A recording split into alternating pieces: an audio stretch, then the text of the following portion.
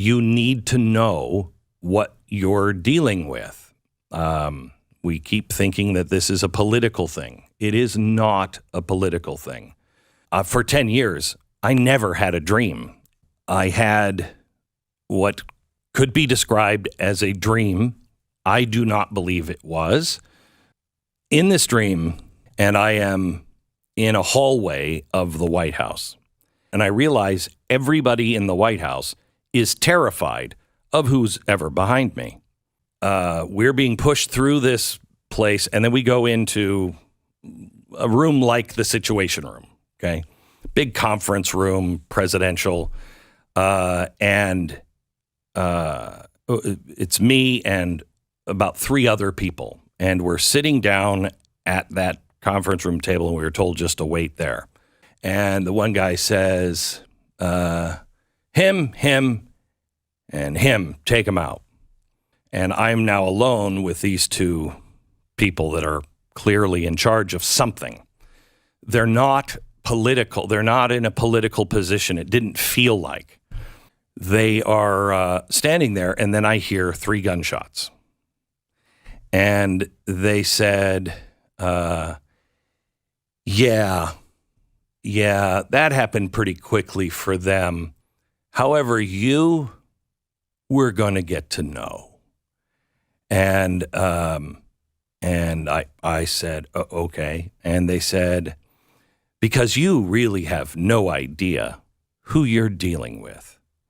And that's when one of them reached under like a Mission Impossible mask and ripped off his face, and he was Satan. He was a demon, okay? Horrifying. I wake up. This was so vivid that I didn't tell anyone for months.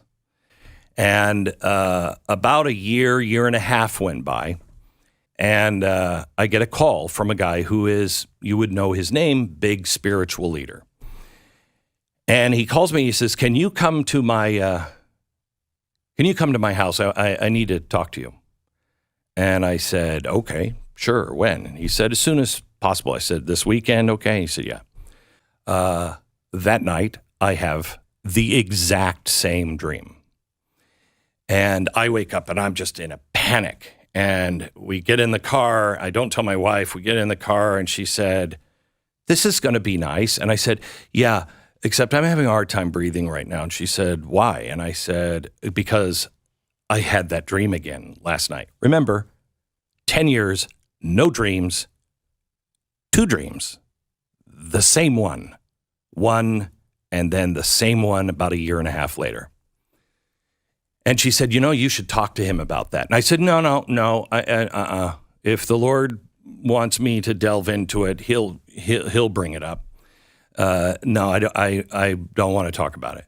And so we go into the guy's house. We sit down. He's sitting on a couch, and he sits down. He sits right on the edge of the couch, and he leans into me, and he says, sometimes the Lord talks to people. I said, uh-huh. And he said, and sometimes people like you, he'll speak in many different ways. Uh-huh. Including dreams or visions. And I said, right. And he said, and this is when he leaned in, and you know exactly what I'm talking about. And I said, uh-huh. And he said, do not dismiss that dream. Do not ever dismiss that. And I said, okay. He sat back and he said, that's it. That's all I wanted to say. I urge you to know who you serve.